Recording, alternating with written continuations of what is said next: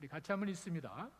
여호와가 너를 항상 인도하여 메마른 곳에서도 내 영혼을 만족하게 하며 내 뼈를 견고하게 하리니 너는 물된 동산 같겠고 물이 끊어지지 아니하는 샘 같을 것이라. 아멘. 기도하겠습니다. 아버지 하나님, 한 해를 시작하며 말씀 하나님을 가슴에 품고 나아갑니다. 우리 마음속에 있는 하나님께서 2018년 한 해 동안 저들과 동행하시고 삶의 어떤 상황 가운데서도 믿음으로 승리하며 살아가는 저희들 되게 하여 주시옵소서. 주님 앞에 나왔습니다.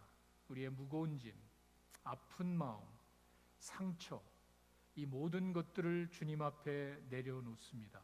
주님께서 이제 받으시고 사랑하는 자녀들에게 예비하신 은혜와 사랑으로 품으시며 저들의 마음속의 평안과 하나님이 주시는 소망으로 가득한 복된 시간 되게 하여 주시옵소서. 모든 것 주님께 의탁드리며 예수님의 이름으로 기도했습니다. 아멘.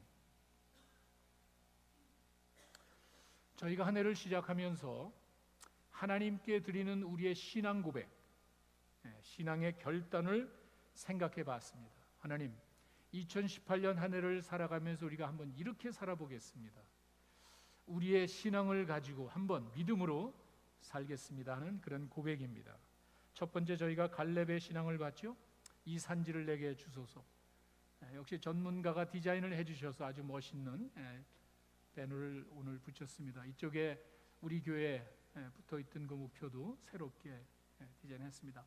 이 산지를 내게 주소서. 여러분 모두는요, 각자의 비전과 꿈이 있습니다. 넘어야 할 산이 있습니다. 우리가 그때 기억해야 될 것은 하나님이 주신 약속을 붙잡고 고난 가운데 감추어져 있는 하나님의 축복을 내가 믿음으로 취하겠습니다. 갈렙의 신앙입니다. 지난주에는 저희가 여호수아의 신앙을 봤죠. 나와 내 집은 여호와만을 섬기겠습니다. 우리 가정과 목장에 한번 적용을 해봤습니다. 이 말은 하나님의 역사를 체험한 사람들, 하나님의 은혜를 맛본 사람들은 이런 신앙적인 결단으로 다른 사람들에게 선한 영향력을 끼쳐야 합니다. 내 가정, 내 주위에 있는 사람들에게 여러분 어떤 영향력을 끼치고 있습니까? 오늘 세 번째는요, 우리가 하나님의 말씀대로 살아갈 때 하나님께서는 뭘 허락하실까? 우리의 신앙의 결단과 고백이 아니라 하나님의 음성을 한번, 하나님의 마음을 헤아려 볼까 합니다. 참 아픈 일이 있습니다. 어려운 일, 고통스러운 일이 있습니다. 그런데도 하나님의 말씀대로 살아야 되는 어려움이 있습니다. 내 인간적인 생각과 내 고집대로 살지 아니하고 내 세상적인 방법대로 살지 아니하고 하나님의 자녀이기 때문에 그 어렵고 힘들고 아픈 가운데서도 말씀대로 살아가고자 하는 그 사람들에게 하나님은 뭘 예비하셨는가? 그들에게 무슨 약속을 하셨는가? 그것을 오늘 한번 생각해 보려고 합니다. 오늘 본문의 배경은 이사야 선지자가 앞으로 있을 이스라엘 백성들이 바벨론 포로 가서 살 때 그 바벨론 포로가 사는 그 이스라엘 백성들에게 주는 말입니다. 그런데 재미난 거는요, 그 하나님의 백성들의 신앙의 모습이 잘못됐어요. 하나님의 사람들이 하나님을 섬긴다고 하는데 그들이 형식적이에요. 가식적입니다. 우리가 신앙생활을 해나갈 때 지금 제 앞에서 비춰지는 여러분의 모습은 진정한 신앙의 모습이 아니죠. 여러분들이, 이스라엘 백성들이 잘못된 것은 그들이 금식을 한다든지 제사를 지낸다든지 하나님 앞에 나와서 예배드리는 그 모습은, 제사드린 그 모습은 감동적입니다. 아름답습니다. 그러나 그게 전부가 아니었습니다. 그들의 신앙은 형식적이고 가식적이고 때로는 가증스러운 모습으로 살았습니다. 그와 같은 모습을 벗어날 때, 그런 잘못된 삶에서 돌이킬 때 하나님께서는 그들에게 어떻게 하실까? 바로 그거예요. 이스라엘 예를 들어서요. 이스라엘 백성들은 금식을 하면서도 잘못된 삶을 살았습니다. 금식이 멋있죠. 아무나 흉내낼 수 없는 정말 아름다운 모습입니다. 하나님 앞에 내가 인간적인 생명을 유지하기 위한 수단인 물질을 끊어버리는 거예요. 왜? 하나님만 의지하기 때문에. 그런데 이 금식을 하는 그 이스라엘 백성들의 모습이 잘못됐어요. 축복의 수단으로 생각을 하고 종교적인 삶을 자랑하기 위해서 이 사람들은 금식을 했습니다. 하나님을 모독하는 행위예요. 본래 금식은 그게 아니었습니다. 본래 금식이라는 것은 진정한 회개의 모습이었습니다. 내가 정말 잘못된 것을 느꼈을 때 인간적인 내 생명을 유지하는 걸 다 끊어버리고 하나님 앞에 내 생명을 내맡기면서 엎드리는 거예요. 성결의 모습이에요. 내 죄가 부끄러웠을 때 이제는 내가 깨끗하게 살겠습니다. 하나님 나를 좀 불쌍히 여겨 주소서 할 때 금식하는 거예요. 참된 회개와 성결의 삶을 위해서 금식을 해야지 이와 같이 그냥 축복의 수단으로 종교성을 자랑하기 위한 모습으로 금식하는 건 잘못된 거, 하나님을 모독하는 겁니다. 자, 예를 들겠습니다. 여러분 오늘 이사야 읽은 58장 3절에 가시면은요, 58장 3절의 이야기를 가만히 보시면은요, 무슨 말이냐면은 하나님께서 보시지도 않는데 우리가 왜 금식을 해? 그 말이에요. 여러분 한번 생각해 보십시오. 금식을 왜 하죠? 하나님이 보시지도 않는데 금식을 왜 하지? 아니 하나님이 알아주지도 않는데 우리가 왜 고통스럽게 살아가지? 이런 소리라고 있는 거예요. 이 사람들이 겉보기에는 아름다운 신앙의 모습으로 살아간 것 같지만 생각이 잘못된 거예요. 아니 그 다음에 삶이 잘못된 것이에요. 하나님 그런 분이 아니에요. 단순히 여기 와가지고 아름답게 예배드리는 그 모습에 감동받아서 하나님 그래 내가 널 축복해 주신다? 그런 하나님이 아니에요. 하나님이 그냥 목석 같아져 스태츄 앞에 가가지고 하나님은 생각도 없고 아무것도 모르니까 그냥 내 마음대로 자기 만족에 도취돼가지고 하고 가면은 다 신앙생활을 다 하는 겁니까? 아니에요. 지금 이야기는 바로 그겁니다. 하나님이 보지도 않는데 금식을 왜 해? 하나님이 알아주지도 않는데 우리가 뭐 고행할 필요가 뭐가 있어? 이런 생각을 가지고 사는 이스라엘 백성들을 향하여 이야기를 합니다. 또 그 밑에 보십시오. 금식하는 날에 3절 하반절에 가시면은요, 3절로 다시 돌아가시면은요, 하반절에 보시면은요, 너희가 금식하는 날에 오락을 하더래. 이게 뭔지는 모르지만 여러분 한번 생각해 보십시오. 금식하면서 즐길 거를 다 즐기고 있단 말이에요. 금식이에요. 겉보기에는 내가 하나님 앞에 금식하는 것 같지만 지 할 것 다 하고 있단 말이에요. 그러면서 무슨 금식을 한다 그래? 하나님 앞에 내가 무슨 뭐 거룩한 모습으로 사는 것 같지만 오락을 즐기고 있대요. 금식하면서 향락을 즐기고 있답니다. 하나님이 그런 분이야. 그래도 하나님 괜찮아요? 하나님 뭐 그게 아니잖아요. 살아계신 하나님을 모독하는 거잖아요. 하나님이 그런 거 알긴 뭘 알아? 하나님이 알아. 이런 하나님이 아니잖아요. 더 기가 막힌 거는요, 온갖 일을 오락을 지으며 온갖 일을 시키는도다 그러죠. 이 말이 무슨 말이냐면 자기는 금식하면서 즐길 거를 다 즐기고 일꾼들은 혹독하게 부려먹는 거예요. 나는 하나님 앞에 가서 예배드리고 금식하며 거룩하게 살면 되고 일하는 사람은 아주 혹독하게 부당하게 취급하는 거예요. 자기 삶의 현장에서. 하나님이 원하는 게 아니에요. 그렇게 하면 안 되는 거예요. 4절에 가십시오. 4절에 가면 금식하면서 뭔지 모르겠는데 싸우면서 주먹질을 했대. 내 욕심대로 사는 모습을 말하는 거예요.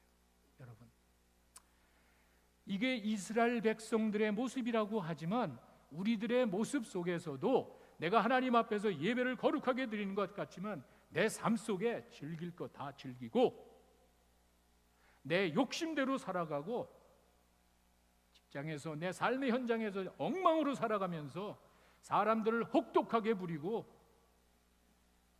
싸우면서 주먹질하면서도 하나님이 내 기도 들어주시지 않을까? 그따구 생각을 버리라는 거예요. 우리가 신앙생활 해나갈 때는 이제 우리 기독교는요, 말씀을 전해서 정말 하나님의 복된 소식에 감격스러워가는 정도가 아니라 이제는 성숙하게 서야 될 것 같아요. 이런 모습이 얼마나 많냔 말이에요. 내 삶 속에서, 내 삶의 현장에서 나타나는 그 모습은 I don't care. 하나님이 그런 거 뭐 알긴 뭘 알아. 교회 와서 그냥 잘하면 된다고 생각하는 사람들이 얼마나 많냔 말이에요. 그러면서 6절과 7절 글로 내려가시면 하나님이 원하시는 금식이 뭔지를 이렇게 설명하는 거예요. 이게 하나님이 원하시는 거예요. 내가 여기 앉아서 금식하면서 남에게 보이려고 그러고 이렇게 하나님 나에게 축복해 주시겠지? 그게 아니라 하나님이 기뻐하시는 금식은 흉악의 결박을 풀어줘야 돼. 못된 짓을 하면 안 돼. 멍에의 줄을 끌려주고 압제당하는 자를 자유하게 해주고 멍을 꺾는 것이 하나님이 기뻐하시는 거예요. 여러분 한번 생각해 보세요. 우리가 구약은 율법의 종교라고 그래서 율법적으로 한다지만 하나님께서 원하시는 것은 바로 이와 같은 내 삶의 자리에서 하나님의 영광을 드러낸 하나님의 사람들이 그들의 삶 속에 하나님을 나타내기를 원하신단 말이에요. 한마디로 이게 뭡니까? 정의롭게 살아라. 정의롭게 살아라.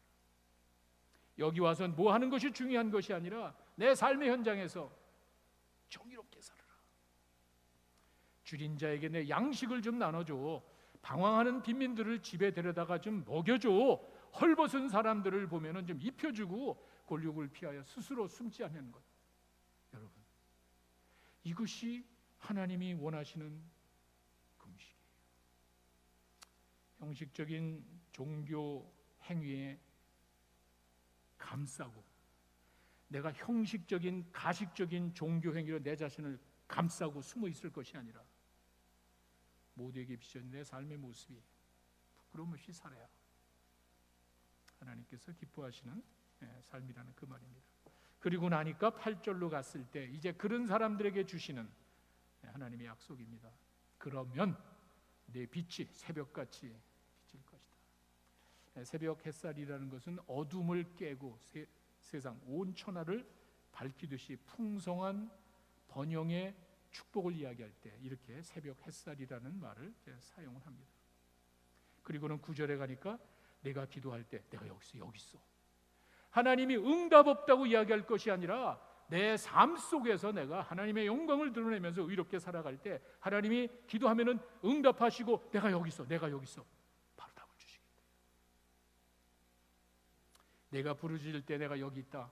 만일 내가 내 중에 멍에와 손가락질과 허망한 말을 제하여 버리고 내 삶 속에서의 그런 마음을 말하죠. 그 다음에 9절과 10절 밑으로 내려가면 하나님께서 그들에게 약속하시는 놀라운 사실들이 있습니다. 그리고는 11절로 가시면 오늘 본문의 말로 연결이 됩니다. 그렇게 가식적인 형식적인 종교 행위에 얽매여서 이렇게 이 앞에서 금식한다 그러고 하나님께 제사 지내는 아름다운 모습뿐만이 아니라 삶의 현장에서 정말 하나님의 마음을 대변하는 삶을 살아라. 그러면 이제 11절로 가면은 오늘 본문의 말씀 나와 있듯이 하나님께서 항상 함께 계시고 인도하시고 각박한 환경에서도 만족해 하며 물된 동산같이 이렇게 마르지 않는 샘같이 축복해 주시겠다. 이 물된 동산이라는 표현은 근동지방에 사는 사람들에게는 특별한 의미가 있습니다. 여러분 지금도 중동지방에 가면 물이 흔하지가 않죠. 아주 척박한 가물고 거칠고 메마른 그런 땅입니다. 그런데 거기 오아시스 여러분 오아시스라 그러죠. 오아시스에 가면은 항상 나무들이 푸르르게 자라죠. 그런 것들을 연상하면서 물된 동산이라는 표현은 사막 가운데서 아름다운 곳을 지칭할 때 물된 동산 같다.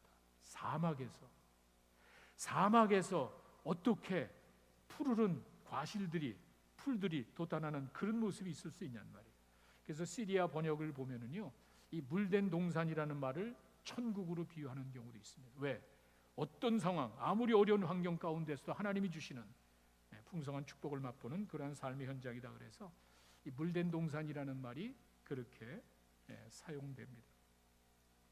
어려운 환경 가운데서도 그런 사막이나 거친 환경 가운데서 가물어도 마르지 않는 샘 같은 축복을 주시겠다. 그 말이에요.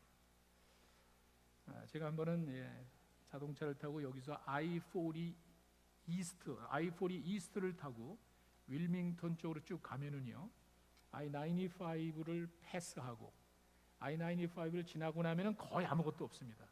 거기서 뭐 1시간 정도 가면은 이제 윌밍턴이 나오는데, I-40 끝이 나오는데, 한번 가다가 보는데 우연히 이렇게 옆에 봤더니 아무것도 없는 큰 넓은 밭인데 거대한 전보 비행기 같은 아주 크다란 무슨 기구 같은 게 이렇게 지나가는 거예요. 그게 뭔가 하고 자꾸 운전하면서 이렇게 쳐다봤더니 갑자기 거기서 물이 쫙 나옵니다. 스프링클러예요. 근데 스프링클러가 지금 우리 마을, 우리 동네, 우리 집에서는 조그마니까 거기다 심으면 이게 스프링클러 나오지만 그 밭은 끝이 안 보이잖아요. 뭐 비행기를 씨 뿌리고 농약 치고 하는데 그런 엄청나게 끝이 안 보이는 그 땅에 어떻게 스프링클러를 집어넣습니까? 그렇게 하더라고요. 전보 비행기만한 엄청나게 날개를 쫙 피우고 그 가운데 모터가 달린 차가 쫙 가면서 물을 쫙 주는 거예요. 거친 땅에 그렇게 물을 주고 있습니다. 그래야 곡식 열매가 나는 거예요. 그러면서 우리 옛날 농촌이 생각이 났습니다. 아주 어린 시절에 봤던 농촌은요, 천수답이라 그러죠. 천수답. 하늘만 바라보고 농사짓던 시절이 있었습니다. 아까 말씀드린 그런 거대한 스프링클러라는 이런 기계가 없던 시절에 어떻게 농사를 졌을까? 저희는 봤습니다. 그냥 천수답이라 해서 그냥 하늘만 씨 뿌려놓고 하늘만 기다리는 거예요. 안 되면 고사 지내고 그렇게 해가지고 물이 내리면은, 비가 내리면은 농사가 잘 되는 거예요. 그게 이제 성경에도 이른 비와 늦은 비를 이야기하잖아요. 그렇게 하다가 그다음에 조금 지나고 난 다음에 너무 하늘만 의지하는 게 안 좋잖아요. 불안하잖아요. 그래서는 이제 수리답이라 그러나요? 이제 저수지를 만들어 놓습니다. 그래서 군데군데, 동네 군데군데 큰 저수지가 있어요. 그거는 비가 왔을 때 물을 거기다 담아 놓는 거예요. 그리고 가물면은 거기다 이렇게 수로를 빼가지고 그 저수지에 있는 물을 각 논으로 밭으로 빼줍니다. 그리고 잘 연결이 안 되면은 이렇게 물방아식으로 이렇게 발 굴려서 넘기는 수도 있고요. 그런 것도 있고, 또 하나는 양쪽에서 바가지 갖고 이렇게 줄로 해가지고 당겨가지고 물을 퍼냅니다. 밭으로. 여러분 한번 생각해 보세요. 내가 올해 한 해 농사를 단단히 준비해서 밭에다가 논에다가 씨를 쫙 뿌려놨습니다. 비가 안 와. 비가 와서 이 곡식이, 씨가 뿌리를 내리고 곡식이 잘 열매를 맺어야 되는데 아무런 기미가 없단 말이에요. 가만히 계시겠어요? 농부들은 그렇게 하지 않습니다. 농부들은 거짓말이 없어요. 이분들은 속이고 이런 게 할 게 없는 거예요. 그냥 노력하는 거야. 아침부터 밤늦게까지 며칠을 나가가지고 저수지에 담아놓은 물을 퍼야 돼요. 그거를 안 해보신 분은 모릅니다. 저도 이렇게 많이 해본 건 아니에요. 제가 옆에서 봤습니다. 옆에서 이렇게 보고, 야, 저렇게 농사를 짓는구나. 한때 그런 모습이 있었어요. 여러분 한번 내가 그 입장에 있다고 한번 생각. 내가 올 한 해 농사를 계획하고 씨를 뿌렸는데 가물고 비가 오질 않습니다. 다 망가져, 다 이제 버릴 판이에요. 가만히 있겠습니까? 아니죠. 농부 가가지고 막 땅을 파가지고 수로를 내고, 그것도 부족하면은 여보 이리 와. 둘이서 그냥 막 물을 퍼냅니다. 야, 사람이 노력해서 내가 그냥 땀을 뻘뻘 흘리면서 며칠을 걸려서 물을 퍼서 밭에다 넣어줘야 곡식이 겨우 사는 거예요. 그런데 물을 전혀 주지 않아도 된대. 여러분 생각해 보세요. 그렇게 비가 오지 않고 가물었을 때 물을 퍼줘야 되는데 아무리 거칠고 메마른 땅이라 해도 물 걱정할 필요가 없대. 물이 부족해서 걱정할 그럴 염려가 없대. 여러분 상상해 보세요. 물된 동산이에요. 참 영어로 보니까 well watered garden 그렇게 돼 있습니다. well watered, 물이 풍성하게 잠겨져 있는 동산입니다. 야, 환경에 전혀 문제가 없어. 바깥에 있는 무슨 뭐 거칠고 메마른 거 아무 상관이 없어. 여러분, 우리가 이 땅에 살아가면서 제일 힘든 게 환경 아니에요. 그리고 내 환경을 내 힘으로 컨트롤 할 수가 없잖아요. 내가 아무리 뛰어나고 능력 있고 컴퓨터가 아무리 발전한다 그래도 환경을 바꿀 수는 없잖아요. 환경을 걱정할 필요가 없대. 왜? well watered garden이 있기 때문에 내가 노력할 필요가 없대. 내가 밤새도록 물 퍼낼 아무리 왜? 물이 풍성하게 돼 있으니까. 물된 동산이야. 물된 동산이 바로 그겁니다. 하나님께서는 이와 같이 너희들이 헛되고 가식적인 모습을 버리고 그렇게 금식한다고 하면서 사람들을 부려먹고 지 즐길 것 다 즐겨 먹고 세상 것 다 노력하면서 무슨 하나님의 축복을 기대하냐? 돌이켜라. 너희가 돌이키기만 하면은 내 기도 응답하고 내가 여기 있어 바로 응답하고 내 치유를 내가 급속하게 해줄 것이고 물된 동산같이 내가 너를 축복해 줄게. 근데 뭐 어려운 거 아니잖아요. 무슨 큰 일을 하는 사람에게 이런 물된 동산 약속한 게 아니잖아요. 자, 하나님께서 우리에게 한 해를 시작할 때 우리가 어렵지만 힘들지만 아프지만 하나님 말씀하셨기 때문에 손해보고 하나님 말씀하셨기 때문에 어려움을 감수하면서 살아갈 때 하나님이 이런 복을 주신단 말이에요. 물된 동산의 복을 주신단 말이에요. 이 물된 동산의 복이 뭘까 생각하다가 먼저는요, 풍성한 은혜를 상징합니다. 아까 제가 말씀드렸죠. 그냥 물된 샘이 마르지 않는 그와 같은 물된 동산이기 때문에 내가 할 게 아무것도 없어. 내가 노력해서 물을 퍼낼 필요가 없는 거야. 그런데 재미난 거는요, 아까 제가 읽어드린 그 11절에 거기 보시면은요, 내 영혼을 만족하게 하며 이런 말이 있습니다. 이게 키예요. 이게 무슨 말이냐면은 지금까지는 그냥 피지컬, 이 육체적인 조건에서 하나님이 축복해 주시는 걸로 생각하는데 내 영혼도 만족하게 해주신대. 이 말씀 때문에 많은 그 학자들이 이 예언의 말씀이 요 11절의 요 말씀이 아마도 미래에 닥칠 메시아의 축복을 상징하는 것이 아니냐 이렇게 봅니다. 이게 무슨 말이냐면 풍성한 은혜 복이라는 게 우리가 죄를 깨닫고 주님 앞에 돌아오기만 하면은 다시 여러분 가슴의 못을 받고 내 재산을 정말 내 가슴에 지울 수 없는 그런 상처를 준 사람이 내 앞에 돌아오면은 어떻게 하시겠어요? 난 그냥 받아줄 것 같지 않아. 솔직하게 용서한다고 이야기하지만은요, 그냥 할 수는 없지. 절대로 그렇게 할 수는 없지. 우리 인간적인 생각으로는요, 이해할 수 없는 차원의 이야기입니다. 은혜라는 게. 성경은요, 우리가 죄에서 돌이키면은 다 용서해 준대.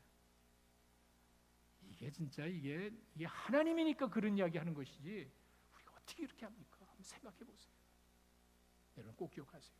내 수준에서 생각하는 것이 아니라 내가 죄인으로서 정말 하나님 기준에 도달하지 못하는 더러운 죄인으로 살다가 하나님 앞에 돌아와서 내 죄를 고백하고 내 죄를 위해 돌아가신 예수님을 믿고 하나님의 자녀가 되어서 용서를 받았을 때 아무것도 요구하지 않는데 그 말이에요. 풍성한 은혜라는 말이 뭐냐면요, 요한 1서 1장 9절에 나와 있듯이 죄인들이 하나님 앞에 나와서 우리 죄를 자백하면 다른 게 뭐가 있습니까?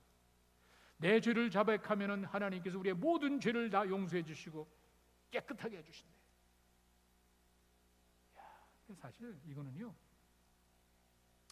이 말씀만 가지고는 안 되죠. 이용하면은 안 되죠. 우리가 이 자백한다는 거는요, 여러분 뭐 법정 용어라고 제가 여러분에게 몇 번 말씀드렸는데, 법정에 가서 여러분 증언할 때 판사 앞에서 약속하잖아요. 난 진리만 이야기하겠습니다.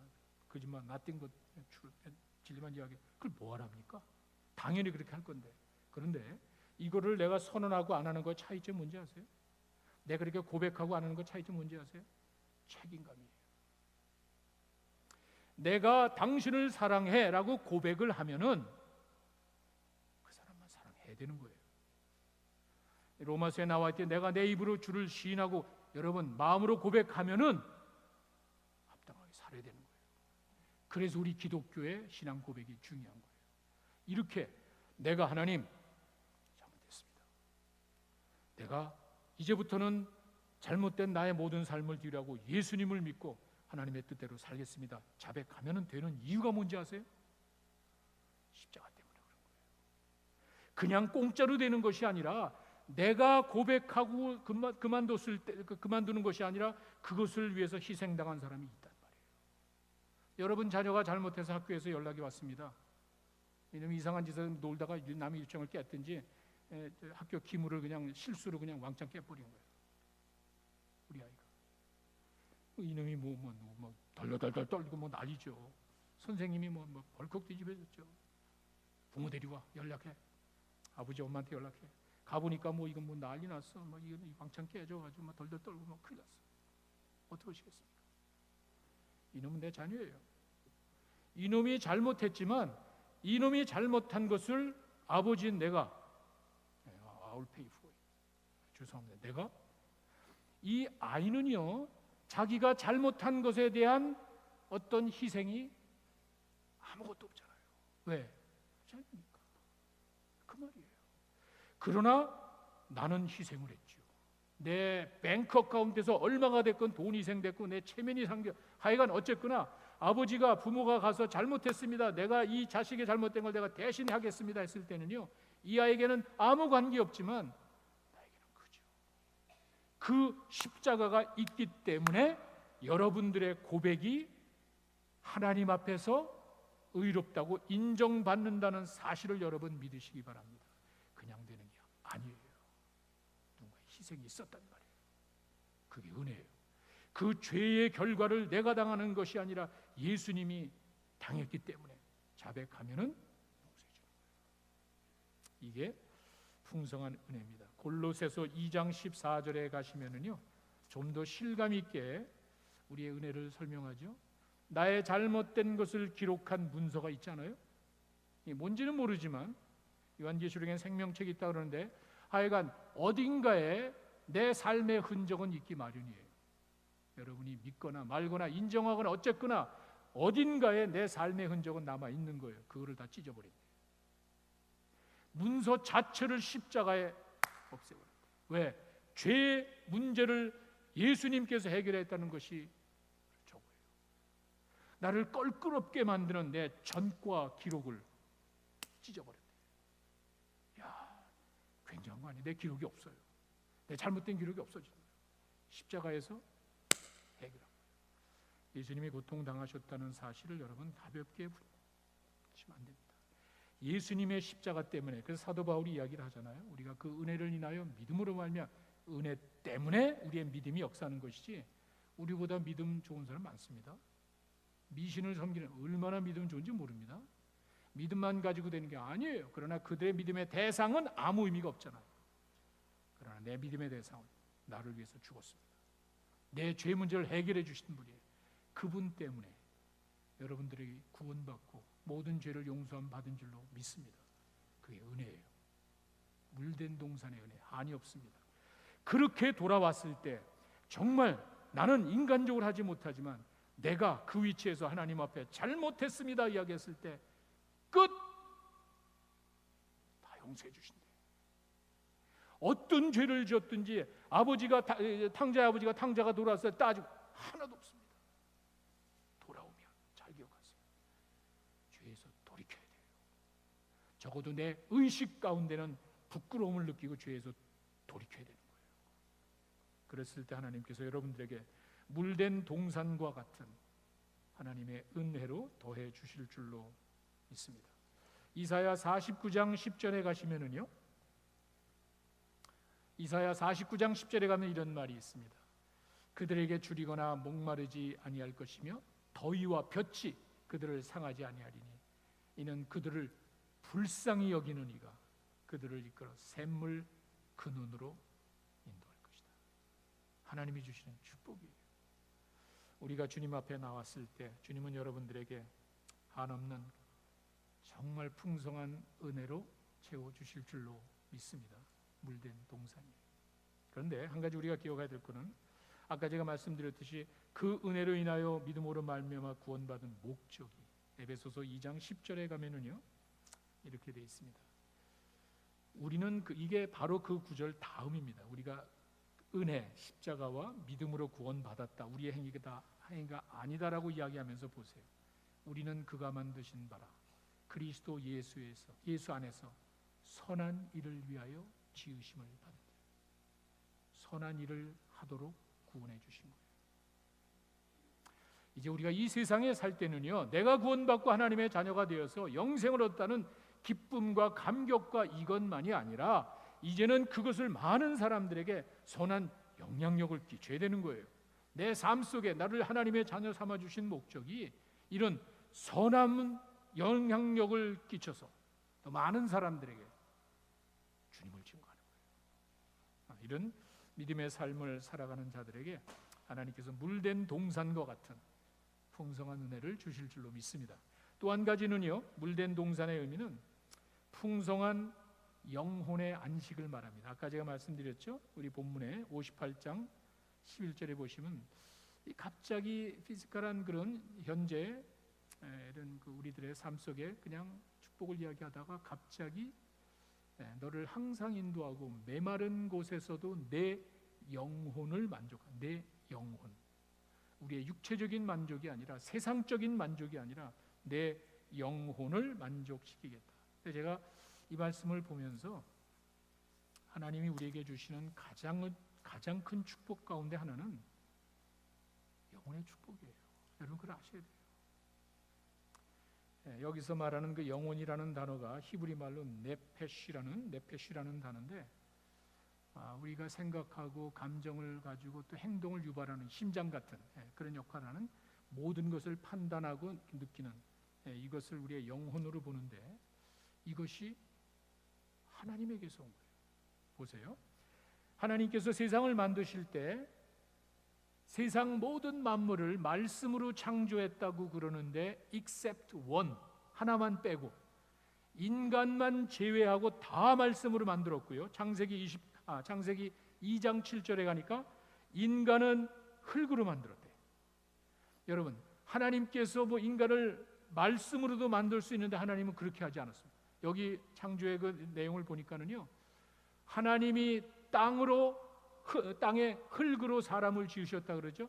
여기서 나오는 그 흙이라는 단어가 아다마라 그래서 dust, 흙이라고 볼 수도 있고 먼지. 그게 뭐냐면 그냥 메마른 땅이니까 메마른 땅에서 먼지를 모아가지고 대충 폼을 만들었다는 거예요. 그리고 난 다음에 코에 생기를 불어넣었는데 사람이 생영이 됐대. 이게 네페시예요. 무슨 말이냐면은 하나님께서 인간을 만들고 난 다음에 흙으로 그냥 보잘것없는 먼지 같은 존재로 만들었지만 하나님의 입김을, 하나님의 영을 불어넣어서 네페시를 만들었대요. 영혼을 하나님이 만들어 주신 거예요. 이게 무슨 말이죠? 우리가 하나님과의 만남이 하나님으로부터 왔기 때문에 내 영혼이 하나님을 만날 때 만족하는 거예요. 그리고 내 영혼의 만족은 하나님이 주시는 거예요. 이건 세상 어떤 거로 만족시킬 수 있는 게 아니에요.